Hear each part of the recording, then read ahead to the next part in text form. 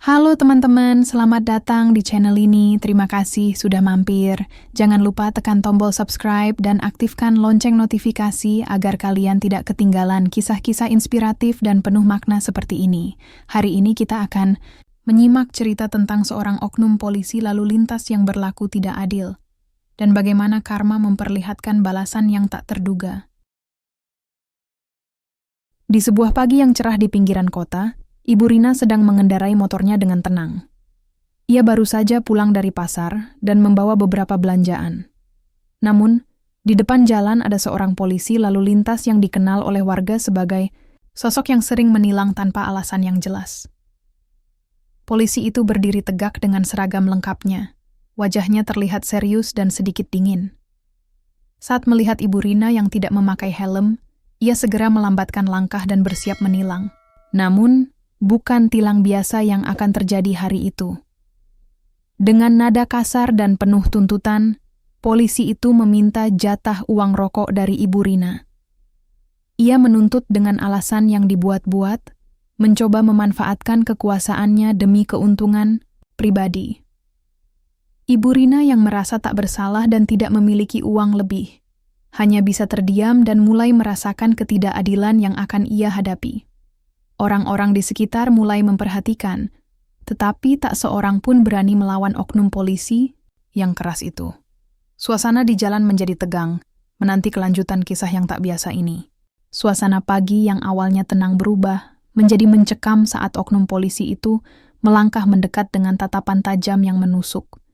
Suaranya berat dan kasar, seperti mengaum di tengah keramaian jalan yang mulai menyorot ke arah mereka.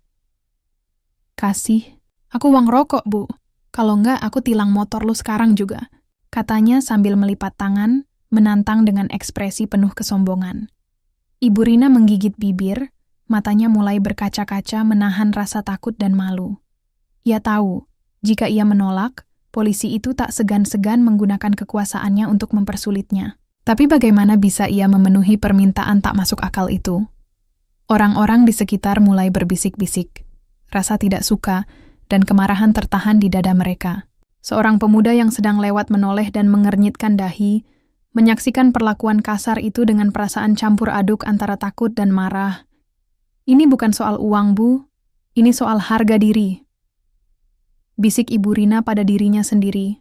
Berusaha tegar meski hatinya bergetar hebat.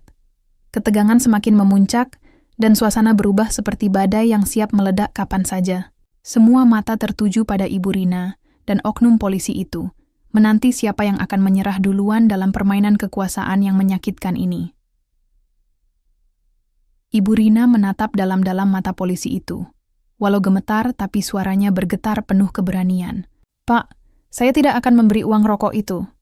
Saya tidak melakukan kesalahan. Saya hanya ingin pulang dengan aman," katanya tegas.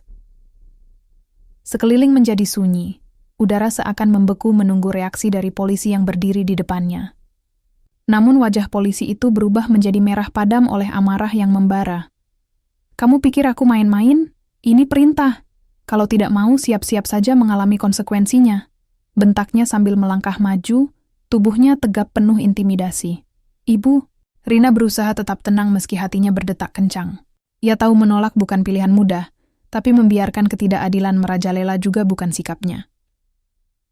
Kerumunan yang tadinya hanya menjadi saksi kini, mulai berbisik dengan nada penuh kemarahan dan iba. Seorang bapak tua yang duduk di warung dekat, situ menggeleng pelan, merasa sedih melihat sikap arogan oknum itu. Ketegangan antara Ibu Rina dan polisi itu, seperti bara yang siap membakar semuanya. Pilihan Ibu Rina menolak bukan hanya soal keberanian, tapi juga pertaruhan nyawa di tengah ketidakadilan yang nyata. Amarah oknum polisi itu memuncak seketika, seperti bara api yang tiba-tiba membakar seluruh tubuhnya. Matanya membara, penuh, dendam karena penolakan yang dianggapnya sebuah penghinaan. Tanpa pikir panjang, ia mengayunkan kakinya dengan keras menendang motor Ibu Rina. Benturan keras menggema di sepanjang jalan. Motor yang selama ini setia mengantar Ibu Rina pulang, terpental, dan terguling di aspal kasar. Tubuh Ibu Rina ikut terjatuh, terhempas dengan keras, menyisakan luka dan rasa sakit yang bukan hanya fisik tapi juga hati.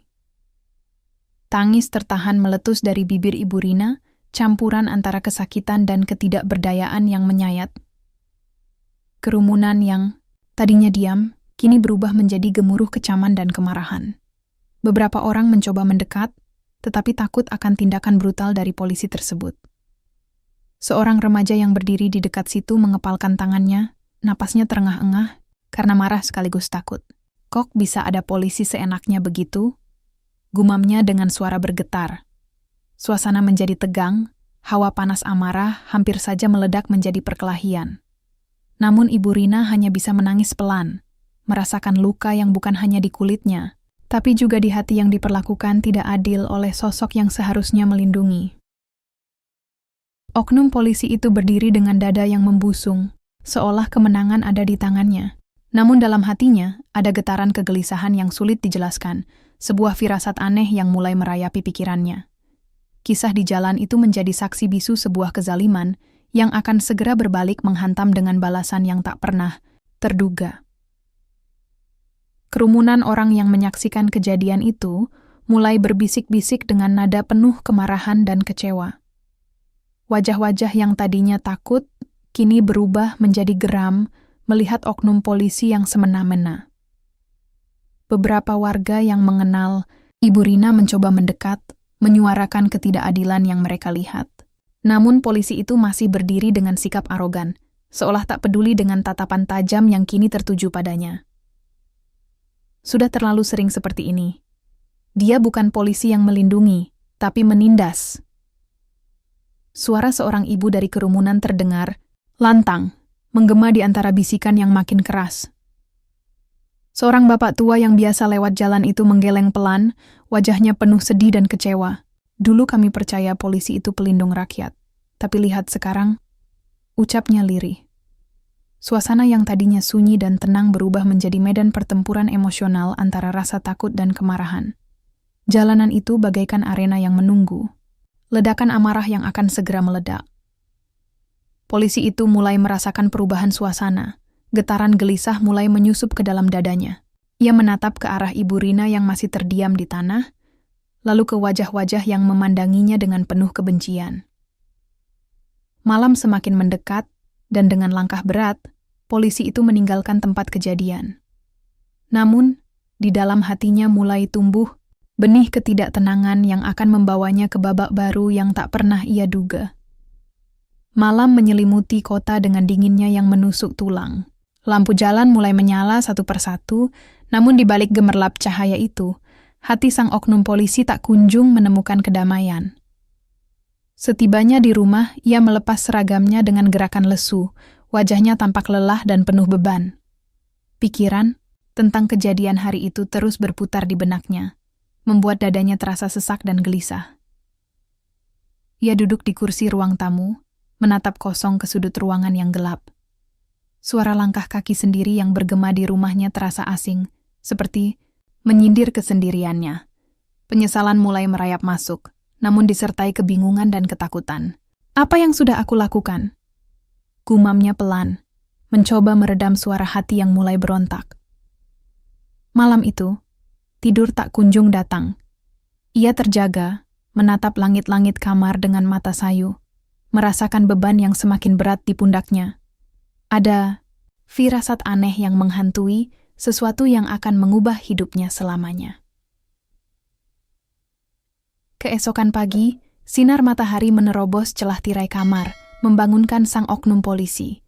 Namun, ada sesuatu yang aneh yang langsung ia rasakan. Sebuah sensasi, dingin dan berat yang menjalar dari kakinya. Dengan gemetar, ia menurunkan kaki dari ranjang dan menatapnya dengan ngeri. Kulit di bagian bawah kakinya mulai berubah. Tumbuh bulu kasar berwarna coklat gelap, dan kuku-kuku hitam yang menyerupai kuku kambing muncul di ujung jari-jarinya. Jantungnya berdegup kencang, napasnya tersengal-sengal. Ia mencoba menutup kakinya dengan selimut, tapi perubahan itu tak bisa disembunyikan. Rasa sakit dan dingin yang menusuk membuatnya hampir pingsan. Ketakutan dan kebingungan menguasai pikirannya. Ini tidak mungkin terjadi. Apa ini hukuman atas apa yang telah aku lakukan? Gumamnya dengan suara parau. Tubuhnya gemetar hebat. Di luar kamar, suara burung berkicau, dan kehidupan pagi berjalan seperti biasa, tanpa tahu bahwa di dalam rumah itu, seorang pria sedang menghadapi karma yang kejam dan tak terelakkan. Hari-hari berikutnya berubah menjadi mimpi buruk bagi sang oknum polisi. Ia berusaha menyembunyikan kakinya yang berubah aneh itu dengan celana panjang tebal dan sepatu besar. Namun rasa sakit dan perubahan terus merambat semakin parah. Setiap kali ia berdiri atau berjalan, sensasi aneh membuatnya hampir kehilangan keseimbangan. Dalam kesendirian rumahnya yang sunyi, ia menangis, meratapi nasib yang menimpa dirinya. Rasa malu dan takut membuatnya menjauhi keluarga dan teman-teman. Ia tidak berani bercerita tentang perubahan yang mengerikan itu, khawatir dianggap gila atau dihukum lebih parah. Di malam-malam sepi, bayangan Ibu Rina dan perbuatannya selalu menghantui, menambah beban psikologis yang mencekik dada. Karma yang datang bukan hanya fisik, tapi juga menghancurkan jiwa dan batinnya. Dalam keputusasaan, ia mulai bertanya-tanya apakah ada kesempatan untuk menebus kesalahannya, atau apakah kutukan ini akan terus membelenggunya sampai akhir hayat. Hari-hari, kelabu itu membawanya pada keheningan yang dalam, di mana semua kebanggaan dan kesombongan lenyap tanpa jejak. Di balik kaki kambing yang menghantui, tumbuh kesadaran pahit yang tak pernah ia rasakan sebelumnya. Ia ingat wajah Ibu Rina yang sederhana, penuh ketegaran dan keberanian menolak permintaannya yang tak adil. Ingat bagaimana tangisnya yang tertahan saat terjatuh. Bukan hanya luka di tubuhnya, tapi juga luka hati yang begitu dalam. Tangis itu mengoyak nurani yang selama ini tertutup oleh keserakahan dan keangkuhan. Malam-malam sepi menjadi saksi bisu penyesalan yang membakar jiwanya, membuatnya ingin kembali pada jalan yang benar, meski harus membayar mahal dengan penderitaan ini. Ia merasakan beratnya menjadi korban dari tindakannya sendiri, karma yang menghancurkan bukan hanya fisiknya, tapi juga memaksa hatinya untuk membuka pintu maaf dan pengampunan. Dalam kesendirian yang menyakitkan, ia berjanji dalam hati untuk berubah, untuk menebus segala salah, dan memohon ampun pada Tuhan serta Ibu Rina yang pernah ia sakiti. Namun air mata yang jatuh tidak mampu menghapus jejak kaki kambing yang terus menghantuinya. Berbekal tekad yang baru, sang oknum polisi memutuskan untuk menghadapi konsekuensi perbuatannya. Ia mendatangi rumah Ibu Rina dengan langkah gontai, membawa permintaan maaf yang tulus di balik keraguan dan rasa malu. Ibu Rina menyambutnya dengan tatapan penuh keheranan, lalu menatap kaki yang berubah aneh itu dengan campuran takut dan iba. Namun tanpa banyak kata, ia memaafkan dengan hati yang lapang, memberi harapan bahwa manusia selalu bisa berubah. Polisi itu pun mulai berbenah diri, meninggalkan cara-cara lama yang penuh kekerasan dan ketidakadilan. Ia aktif membantu masyarakat, berusaha menebus kesalahan yang pernah ia perbuat. Meski kakinya tetap berbeda, kini ia melangkah dengan hati yang ringan dan jiwa yang penuh penyesalan serta kesadaran. Karma yang datang bukan hanya hukuman, tapi juga guru yang mengajarkannya makna keadilan dan kemanusiaan. Cerita ini mengingatkan kita bahwa setiap tindakan, baik atau buruk, pasti akan kembali pada pelakunya. Dan dalam setiap karma, tersimpan pelajaran hidup yang berharga, jika kita berani menghadapinya dengan hati terbuka.